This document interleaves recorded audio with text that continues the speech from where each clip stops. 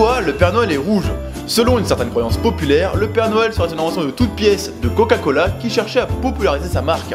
Eh bien non, le Père Noël existait bien avant Coca-Cola, et pour comprendre son origine, on va revenir un tout petit peu sur son histoire. Tout d'abord, les coutumes liées à l'esprit de Noël existaient bien avant le Père Noël, et même avant la naissance de Jésus.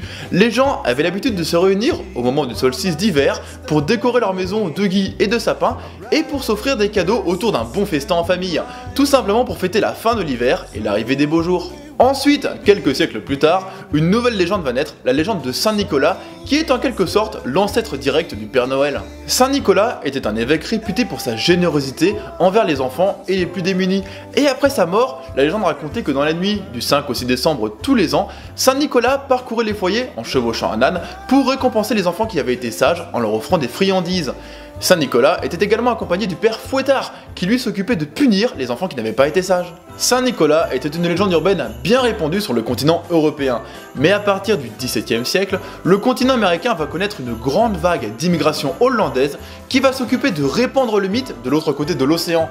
Et ainsi en Amérique, Saint Nicolas va devenir Santa Claus. Alors qu'en Europe, Saint Nicolas va évoluer différemment en fonction des pays, il sera tantôt dessiné en gris, en violet, en vert, en bleu, et même parfois, mais beaucoup plus rarement, en rouge. Aux États-Unis, Santa Claus va se rapprocher progressivement du Père Noël moderne que nous connaissons aujourd'hui. Au cours du 19e siècle, des dessinateurs et des écrivains vont s'occuper de le faire évoluer. Tout d'abord en remplaçant son âne par des rennes, ce qui est au passage un tout petit peu plus classe.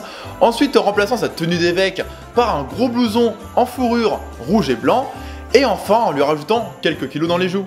Et c'est même au 19e siècle que le nom Père Noël sera utilisé pour la toute première fois, et tout ceci bien avant la création de la marque Coca-Cola en 1886. Après toutes ces mutations, le Père Noël est devenu un personnage ancré et populaire dans la société américaine.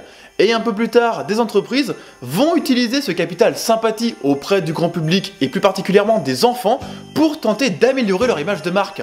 Et c'est notamment le cas de Michelin, de Colgate et surtout de Coca-Cola qui va lancer une vaste campagne de communication en 1931 en associant Coca-Cola avec le Père Noël dans le but de vendre leurs boissons rafraîchissantes même en hiver. En Europe, et plus particulièrement en France, c'est surtout après la Seconde Guerre mondiale, c'est-à-dire lorsque notre pays a commencé à vraiment connaître l'impact de la culture américaine, que le Père Noël rouge s'est totalement installé dans tous les foyers en faisant rapidement oublier tous ses cousins européens. En résumé, le Père Noël rouge est un ensemble de mythes et de modifications artistiques, alors que Coca-Cola s'est simplement occupé de se l'approprier avant de le diffuser à travers le monde. J'espère que cette petite chronique de Noël t'aura plu. Pour ceux que ça intéresse, j'ai récemment réalisé un clip de rap et je vous mets le lien dans la description. Et demain, sur notre page Facebook, sortira la vidéo du tirage au sort du jeu concours pour les cadeaux Harry Potter.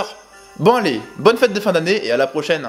On va commencer avec un classique dans le milieu de la psychiatrie, le syndrome de Cotard. Les personnes atteintes de cette maladie se sentent immortelles pour la simple et bonne raison qu'elles sont convaincues d'être déjà mortes et de ne plus exister. Un malade peut très bien déclarer que son cœur s'est arrêté de battre il y a plusieurs années, que ses organes sont en pleine décomposition, ou encore que l'autre nuit, un inconnu est venu lui voler ses poumons.